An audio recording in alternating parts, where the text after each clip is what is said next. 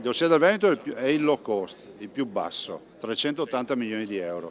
È quello che garantisce le 15 discipline olimpiche tutte in montagna.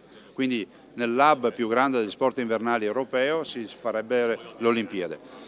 È un dossier che mette in rete tutta una serie di valori, non ultimo il patrimonio dell'umanità che sono i Dolomiti UNESCO.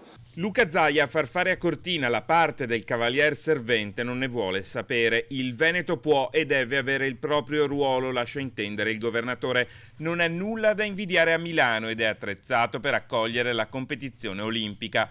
Eppure in queste ore sull'asse Roma, Milano, Cortina, Torino sembra più defilata, continua a rimbalzare l'ipotesi di un ticket, di un tandem Cortina-Milano o Milano-Cortina che dir si voglia. Un'ipotesi che non escluderebbe a priori l'altopiano di Asiago, che anzi si troverebbe assolutamente all'interno del perimetro olimpico. Eppure sul fronte di questa ipotesi Zaia spiega di non aver ancora visto nulla di scritto. Noi finché non vediamo una proposta nero su bianco restiamo fermi su questo. Insomma, nulla di scritto e nulla di deciso. Nonostante il pressing che arriva dal Foro Italico, la candidatura di Cortina rimane unitaria e in competizione per adeguarsi al linguaggio sportivo. Il dato di fatto oggi è questo, che Cortina c'è.